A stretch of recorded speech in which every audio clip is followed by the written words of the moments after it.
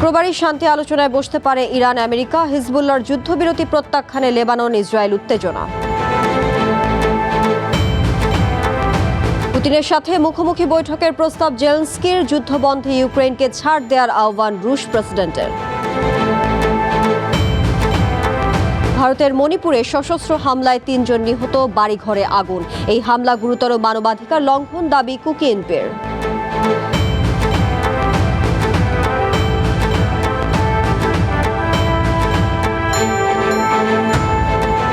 স্বাগত আন্তর্জাতিক বুলেটিনে, আমি তানিয়া হারুন। শুনছিলেন শিরোনাম, এবারে বিস্তারিত।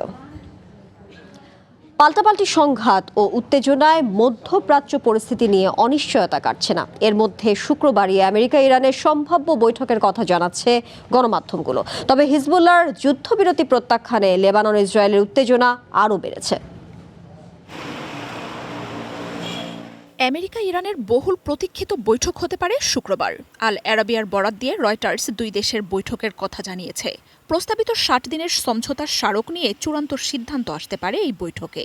এর পরের ধাপে অমীমাংসিত বিষয়গুলো নিয়ে আলোচনায় বসার কথা রয়েছে তেহরান, ওয়াশিংটনের।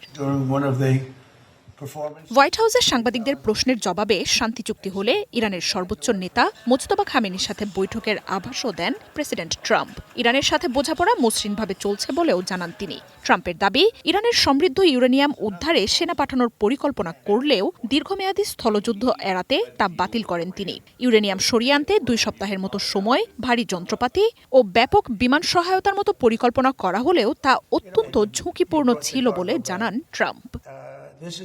যে কিছুক্ষণের মধ্যে কাজ সেরে কার্গো বোঝাই করে ফেরত আসা যাবে, সেখানে ২ সপ্তাহের মতো থাকতে হবে। তবে আমার সেই পরিকল্পনা পছন্দ হয়নি। এদিকে বৃহস্পতিবার ওয়াশিংটনে আমেরিকার পররাষ্ট্রমন্ত্রী মার্কো রুবিওর সাথে বৈঠক করেছেন কুয়েতের পররাষ্ট্রমন্ত্রী। এর আগে কুয়েত ইন্টারন্যাশনাল এয়ারপোর্টে বিস্ফোরণে ব্যাপক ক্ষয়ক্ষতি ও হতাহতের ঘটনা ঘটে। এই হামলার জন্য আমেরিকার প্যাট্রিয়ট মিসাইল দায়ী বলে জানায় তেহরান। এদিকে শুক্রবার মিনা আল ফাহাল টার্মিনালে বিস্ফোরণের কথা জানিয়েছে ওমান। এই ঘটনার জেরে স্থাপনাটিতে কার্যক্রম বন্ধ রেখেছে দেশটি। অন্যদিকে ওয়াশিংটনের মধ্যস্থতায় লেবানন ইসরায়েল যুদ্ধবিরতি চুক্তি প্রত্যাখ্যান করেছে হিজবুল্লাহ। চুক্তিতে থাকা শর্তকে লেবাননের জন্য অপমানজনক বলে জানান দলটির প্রধান নাঈম কাসিম। ইসরায়েলের দক্ষিণাঞ্চল থেকে হিজবুল্লাহর সেনাদের সরিয়ে নেয়া ও হামলা বন্ধ করার মতো শর্ত তেল আবিবকে দখলদারি উদ্দেশ্য পূরণের সুযোগ দেয়া বলে মন্তব্য করেন তিনি। শান্তি চুক্তি নয়, বরং আত্মসমর্পণের শামিল এই চুক্তি মেনে না নেয়ার ঘোষণা দেন নাঈম কাসিম। হিজবুল্লাহর প্রত্যাখ্যানে লেবানন ইসরায়েল যুদ্ধবিরতি ভেঙে পড়ার শঙ্কা দেখা দিয়েছে। যদিও চুক্তির মধ্যেও লেবাননের দক্ষিণাঞ্চলে জোরালো হামলা অব্যাহত রেখেছে আইডিএফ। বৃহস্পতিবার ইসরায়েলি হামলায় অঞ্চলটিতে অন্তত ৮ জন নিহত হয়েছেন। মার্চ থেকে চলমান সংঘাতে লেবাননে অন্তত ৩,৫২৬ জন নিহত হন। হিজবুল্লাহর হামলায় ২৬ ইসরায়েলি সেনাসহ অন্তত ৩০ জন নিহত হয়েছেন। Marjia Upoma, one international desk. কিউবার প্রেসিডেন্ট মিগুয়েল দিয়াজ কানেল ও তার পরিবারের কয়েকজনের উপর নতুন নিষেধাজ্ঞা আরোপ করেছে আমেরিকা। একই সাথে দেশটির সাবেক প্রেসিডেন্ট রাউল কাস্ট্রোর ছেলে ও নাতির উপরেও নিষেধাজ্ঞা আরোপ করা হয়েছে। এছাড়াও দেশটির মিনিস্ট্রি অফ রেভলিউশনারি আর্মড ফোর্সেসও এই নিষেধাজ্ঞার আওতায় আছে। আমেরিকায় থাকা তাদের ব্যাংক অ্যাকাউন্ট এবং সম্পত্তি ফ্রিজ করার নির্দেশ দিয়েছে ট্রাম্প প্রশাসন। কিউবার প্রেসিডেন্ট মিগুয়েল দিয়াজ কানেল সামাজিক মাধ্যমে বলেন, কিউবার জনগণের ক্ষতি করার জন্যই ওয়াশিংটন এমন নিষেধাজ্ঞা দিয়েছে। সাম্রাজ্যবাদী আমেরিকার আগ্রাসন মোকাবেলা করবে কিউবার জনগণ। এর আগে গত মাসে দেশটির কয়েকজন মন্ত্রী সহ 11 জনের বিরুদ্ধে নিষেধাজ্ঞা দেয় ট্রাম্প প্রশাসন। যুদ্ধবন্ধে রুশ প্রেসিডেন্ট ভ্লাদিমির পুতিনের সাথে মুখোমুখি বৈঠকের আহ্বান জানিয়েছেন ইউক্রেনের প্রেসিডেন্ট জেলেনস্কি। রুশ প্রেসিডেন্টের কাছে লেখা খোলা চিঠিতে তিনি বলেন, ইউরোপের যুদ্ধে আবারও আমেরিকার মনোযোগ ফেরত আসার জন্য অপেক্ষা করাটা ভুল হবে।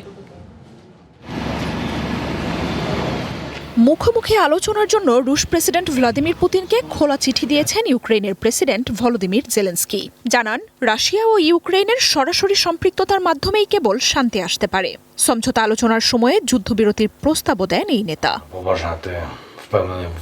এদিকে ইউক্রেনের প্রেসিডেন্টের চিঠি পাওয়ার কথা নিশ্চিত করেছে ক্রেমলিন। রুশ প্রেসিডেন্টকে এই বিষয়ে অবগত করা হবে বলেও জানানো হয়েছে। এর আগে বৃহস্পতিবার এক বক্তব্যে ট্রাম্প জানান, ইউক্রেন ও রাশিয়ার দুই নেতার সাক্ষাৎ খুব চমৎকার ঘটনা হবে। তবে 1800 শব্দের চিঠিতে জেলেনস্কির রুশ প্রেসিডেন্টকে নিয়ে করা উপহাসমূলক মন্তব্যে এই চিঠির বিষয়ে মস্কোর সাড়া দেওয়ার সম্ভাবনা নেই বলেই জানান বিশ্লেষকরা। তবে ইউক্রেনের প্রেসিডেন্টের জন্য এই প্রস্তাব নতুন নয়। এর আগেও একাধিকবার রুশ প্রেসিডেন্টের সাথে বৈঠকের প্রস্তাব দিয়েছেন তিনি। জবাবে মস্কোতে বৈঠকে যেতে জেলেনস্কির জন্য দরজা খোলা রয়েছে বলে জানিয়েছে ক্রেমলিনও। ইরান যুদ্ধ নিয়ে ব্যস্ত ট্রাম্প প্রশাসনের বিরুদ্ধে সম্প্রতি প্রেসিডেন্ট জেলেনস্কির হতাশা চোখে পড়ার মতো। মধ্যপ্রাচ্য সংঘাতে পর্যাপ্ত প্যাট্রিয়ট মিসাইল প্রতিরক্ষা না পাওয়ায় সম্প্রতি দেশটি ভয়াবহ রুশ হামলার শিকার হচ্ছে। দুই দেশই হামলা পাল্টা হামলার তীব্রতা আরও বাড়িয়েছে। বৃহস্পতিবার ইউক্রেনের রুশ হামলায় অন্তত 12 জন নিহত হয়েছেন। এদিকে বৃহস্পতিবার সেন্ট পিটার্সবার্গে ইকোনমিক ফোরামের সাইডলাইনে ইউক্রেন যুদ্ধসহ নানা ইস্যুতে কথা বলেছেন রুশ প্রেসিডেন্ট ভ্লাদিমির পুতিন। জানান, যুদ্ধ নিয়ে অবশ্যই ইউক্রেনের সাথে চুক্তিতে যেতে চান তিনি, তবে এর জন্য কিয়েভকে কিছু ছাড় দিতে হবে। এছাড়াও বক্তব্যে ইউক্রেনে জেলেনস্কির নেতৃত্বের বৈধতা নিয়েও প্রশ্ন তোলেন এই নেতা।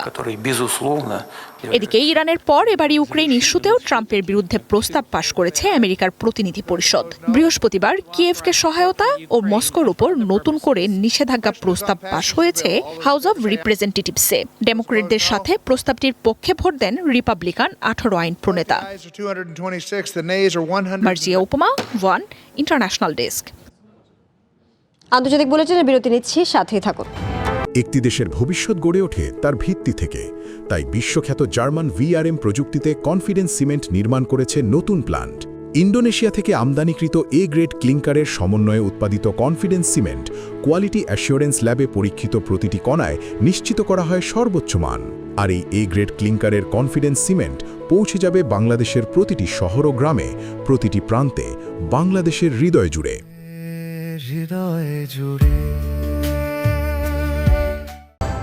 স্বাগত আন্তর্জাতিক বুলেটিনে। বাংলাদেশ নিয়ে মন্তব্যের জেরে বেকায়দায় ভারতের পশ্চিমবঙ্গের সাবেক মুখ্যমন্ত্রী মমতা বন্দ্যোপাধ্যায়। শিলিগুড়ির পর লালবাজারে মমতার বিরুদ্ধে অভিযোগ দায়ের করেছে অখিল ভারত হিন্দু মহাসভা নামের হিন্দুত্ববাদী সংগঠন। মমতার বিরুদ্ধে দেশের ভাবমূর্তি নষ্ট করা, রাষ্ট্রদ্রোহিতার মতো অভিযোগ এনেছে সংগঠনটি। খুন করিয়েছিলেন, কার কার নাম বেরিয়েছিল, আজ গভর্নমেন্ট চেঞ্জ হলেও মনে রাখবেন আমি তো সবটাই জানি। বাংলাদেশে ওসমান হাদি হত্যাকাণ্ডের দিকে ইঙ্গিত করে মমতা বন্দ্যোপাধ্যায়ের মন্তব্যে এবার অভিযোগ দায়ের করেছে হিন্দুত্ববাদী সংগঠন। বৃহস্পতিবার অখিল ভারত হিন্দু মহাসভা নামের ওই সংগঠন পশ্চিমবঙ্গের সাবেক মুখ্যমন্ত্রীর বিরুদ্ধে লালবাজারের সাইবার ক্রাইম বিভাগে অভিযোগ দায়ের করে। তৃণমূল নেত্রীর বিরুদ্ধে আইন মেনে দৃষ্টান্তমূলক পদক্ষেপের আহ্বানও জানিয়েছে সংগঠনটি। অভিযোগে অখিল ভারত হিন্দু মহাসভার রাজ্য সভাপতি চন্দ্রচূড় গোস্বামী দাবি করেন, ধর্মতলার ওয়াই চ্যানেল থেকে মমতার করা মন্তব্যে ভারতের ভাবমূর্তি ক্ষুণ্ণ হয়েছে। তৃণমূল নেত্রীর ওই মন্তব্যের জন্য পশ্চিমবঙ্গ এবং ভারতে সাম্প্রদায়িক সম্প্রীতি নষ্ট হতে পারে বলেও শঙ্কা প্রকাশ করেছেন তিনি। সংগঠনটির দাবি, মমতার ওই বিতর্কিত মন্তব্য দেশদ্রোহিতার শামিল। এই মন্তব্যের জন্য বাংলাদেশে সংখ্যালঘুদের মধ্যে ভয়ের আবহ তৈরি হতে পারে বলে শঙ্কা জানানো হয় অভিযোগে। দেশের ভাবমূর্তি ও নাগরিক সুরক্ষার বিষয়টি মাথায় রেখে মমতার বিরুদ্ধে কঠোর আইনি ব্যবস্থা নেওয়ার দাবিও জানানো হয়। একই অভিযোগে শিলিগুড়িতে মমতার বিরুদ্ধে অভিযোগ দায়ের করেন এক আইনজীবী। আমি এখনো নামটা বলছি না, ভদ্রতা করে, বাংলাদেশের লোক উত্তাল হয়ে যাবে, আমি সেটা চাই না, আমি দেশকে ভালোবাসি। চলতি সপ্তাহে ধর্মতলার ওয়াই চ্যানেলে বিজেপি সরকারের বিরুদ্ধে ধর্ণা কর্মসূচিতে মমতা বাংলাদেশে বড় একটি খুনের ঘটনায় কেন্দ্রীয় স্বরাষ্ট্রমন্ত্রী অমিত শাহের জড়িত থাকার দাবি করেন। নাম না বললেও এই ঘটনা ইনকিলাব মঞ্চের মুখপাত্র ওসমান হাদিকে নিয়েই বলে ধারণা করা হয়। ওই মন্তব্যের জেরে দুই দেশে ব্যাপক আলোড়ন সৃষ্টি হয়। কার কার নাম বেরিয়েছিল। Marjia Upoma, one international desk. ভারতের মণিপুর রাজ্যের কাংপুকপি জেলায় সশস্ত্র হামলায় এক নারীসহ 3 জন নিহত হয়েছেন। শুক্রবার ভোরে সংঘটিত এই হামলায় আরও অন্তত 7টি বাড়ি আগুনে পুড়িয়ে দেওয়া হয়। স্থানীয় প্রশাসন সূত্রে জানা যায়, শুক্রবার ভোর আনুমানিক 4টার দিকে লইবল খুললেন গ্রামে একদল সশস্ত্র দুষ্কৃতী অতর্কিত হামলা চালায়। আকস্মিক এই হামলায় আতঙ্কিত গ্রামবাসী প্রাণ বাঁচাতে পার্শ্ববর্তী জঙ্গলে আশ্রয় নেয়। এই হামলাকে বর্বর সহিংসতা অভিহিত করে তীব্র নিন্দা জানিয়েছে মণিপুরের কুকি উপজাতিদের শীর্ষ সংগঠন কুকি এনপি মণিপুর কেআইএম। সংগঠনটির দাবি, নিরস্ত্র সাধারণ মানুষের ওপর এই ধরনের হামলা মানবাধিকার ও মানবিক মর্যাদার গুরুতর লঙ্ঘন। সংগঠনটি নিহতদের পরিবারের প্রতি শোক ও সংহতি প্রকাশ করে ঘটনার পূর্ণ তদন্ত দাবি করেছে। এছাড়া এই হামলার পেছনে NSCN-IM এবং এর সহযোগী সংগঠন ZUF-কে রয়েছে জানিয়ে বিবৃতিতে দাবি করেছে কেআইএম।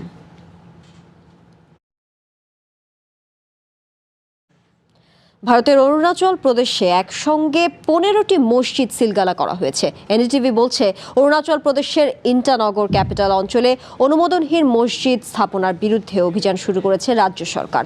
স্থানীয় আদিবাসী সংগঠনগুলোর অবৈধ বসতি স্থাপন ও জনসংখ্যাগত পরিবর্তন নিয়ে উদ্বেগের পর 15টি মসজিদ সিলগালা করা হয়। মূলত অরুণাচল প্রদেশ ইন্ডিজেনাস ইউথ অর্গানাইজেশনের ক্রমবর্ধমান চাপের মুখে এই পদক্ষেপ নেওয়া হয়েছে।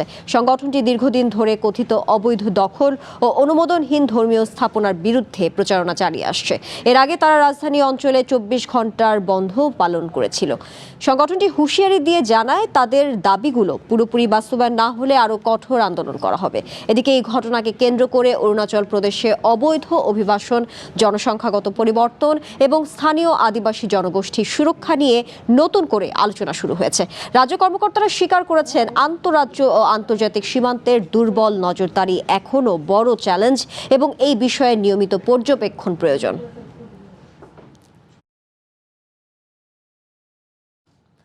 শ্রীলঙ্কার পশ্চিমাঞ্চলের একটি বৃদ্ধাশ্রমে ভয়াবহ অগ্নিকাণ্ডের ঘটনা ঘটেছে। এতে অন্তত 12 জন নিহত ও 8 জন আহত বলে জানিয়েছে দেশটির পুলিশ। বুধবার গভীর রাতে আঙ্গুরাওয়াতোতা শহরের একটি বৃদ্ধাশ্রমে আগুনের সূত্রপাত হয়। আগুন লাগার পর সেখান থেকে 51 জনকে জীবিত উদ্ধার করা হয়েছে। ওই প্রতিষ্ঠানে মানসিক রোগে আক্রান্ত ব্যক্তিদেরও রাখা হতো। ঘটনার পর অবহেলার কারণে মৃত্যুর অভিযোগে বৃদ্ধাশ্রমটির পরিচালককে গ্রেফতার করা হয়েছে।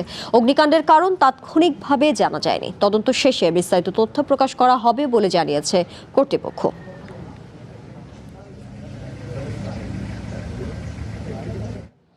আন্তর্জাতিক বুলেটিনে আবারও বিরতি নিচ্ছি, সাথে থাকুন। একটি দেশের ভবিষ্যৎ গড়ে ওঠে তার ভিত্তি থেকে। তাই বিশ্বখ্যাত জার্মান VRM প্রযুক্তিতে কনফিডেন্স সিমেন্ট নির্মাণ করেছে নতুন প্ল্যান্ট। ইন্দোনেশিয়া থেকে আমদানিকৃত A গ্রেড ক্লিংকারের সমন্বয়ে উৎপাদিত কনফিডেন্স সিমেন্ট কোয়ালিটি অ্যাসিওরেন্স ল্যাবে পরীক্ষিত প্রতিটি কণায় নিশ্চিত করা হয় সর্বোচ্চ মান। আর এই A গ্রেড ক্লিংকারের কনফিডেন্স সিমেন্ট পৌঁছে যাবে বাংলাদেশের প্রতিটি শহর ও গ্রামে, প্রতিটি প্রান্তে, বাংলাদেশের হৃদয় জুড়ে।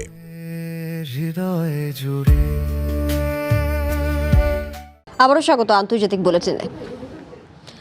জলবায়ু পরিবর্তনের প্রভাবে বাংলাদেশ সহ এশিয়ার অনেক দেশে খাদ্য উৎপাদন নিয়ে বাড়ছে উদ্বেগ। ইরান যুদ্ধের কারণে জ্বালানি ও সার সংকটে এমনই চাপে কৃষক। রয়টার্সের প্রতিবেদন বলছে, এমন পরিস্থিতিতে চলতি বছর শক্তিশালী এল নিনোর কারণে কৃষি খাতে ঝুঁকি আরও বাড়ছে। জলবায়ু পরিবর্তনের প্রভাবে বাংলাদেশ, ভারত, ইন্দোনেশিয়া, থাইল্যান্ডের বিস্তীর্ণ এলাকায় কমছে চাষাবাদ। এর মধ্যে ইরান যুদ্ধের কারণে চাপে থাকা কৃষকদের জন্য এল নিনো সৃষ্ট খরা নতুন উদ্বেগ হয়ে দাঁড়িয়েছে। এতে কৃষি উৎপাদন ব্যাহত হওয়ার পাশাপাশি বৈশ্বিক খাদ্য বাজারে অস্থিরতা বাড়ার আশঙ্কা দেখা দিয়েছে। রয়টার্সের প্রতিবেদন বলছে, 2026 সালের শুরু থেকে আন্তর্জাতিক বাজারে গমের দাম প্রায় 20% বেড়েছে। এর প্রধান কারণ গম উৎপাদন অঞ্চলে খরার আশঙ্কা। দক্ষিণ পূর্ব এশিয়ার প্রধান রপ্তানি কেন্দ্রগুলোতে চালের দাম গেল এক মাসে প্রায় 15% বেড়েছে। বর্ষা মৌসুমের শুরুতে ভারত সরকার চাল রপ্তানি নিয়ন্ত্রণ বা নিষেধাজ্ঞা আরোপ করতে পারে, এমন শঙ্কাও রয়েছে। আবহাওয়াবিদদের মতে, রেকর্ডে থাকা সবচেয়ে শক্তিশালী এল নিনোর একটি 2026 সালের দ্বিতীয়ার্ধে গড়ে উঠতে পারে। এর ফলে এশিয়ায় গরম এবং শুষ্ক আবহাওয়া দেখা দিতে পারে। এদিকে আমেরিকা মহাদেশে অতিরিক্ত বৃষ্টিপাত হতে পারে, যা বৈশ্বিক খাদ্য উৎপাদন পরিস্থিতিকে আরও জটিল করে তুলবে। showing up across the central and eastern Pacific Ocean, which is represented in that blue color. যদি এল নিনোর কারণে আপনার বসবাসের জায়গায় স্বাভাবিকের চেয়ে বেশি বৃষ্টিপাত হয় তাহলে জলবায়ু পরিবর্তন সেই পরিস্থিতিকে আরো বেশি আর্দ্র করে তুলতে পারে। To surface in the eastern Pacific Ocean, the central Pacific Ocean. বিশেষজ্ঞদের মতে আগামী কয়েক মাসে এল নিনোর তীব্রতা এবং বৃষ্টিপাতের ধরন কৃষি উৎপাদন, খাদ্য সরবরাহ এবং আন্তর্জাতিক বাজারে খাদ্যপণ্যের দামের গতিপথ নির্ধারণে গুরুত্বপূর্ণ ভূমিকা রাখবে। Masud Rana, one international desk. অর্থনীতির সব খাতেই চমক রাখেন আমেরিকান ধনকুবের ইলন মাস্কের প্রতিষ্ঠানগুলো। এবার শেয়ার বাজারে তালিকাভুক্তির আগেই বাজিমাত করেছে আমেরিকান ধনকুবের ইলন মাস্কের স্পেসএক্স। ব্র্যান্ড ভ্যালু দাঁড়িয়েছে $2.25 ট্রিলিয়ন। প্রতিষ্ঠানটি যদি বাজার মূল্য ধরে রাখতে পারে তবে বিশ্বের শীর্ষ প্রযুক্তি জায়ান্টদের তালিকায় অন্যতম মূল্যবান কোম্পানি হিসেবে প্রতিষ্ঠিত হবে স্পেসএক্স, আর বিশ্বের প্রথম ট্রিলিয়নার হয়ে যেতে পারেন ইলন মাস্ক।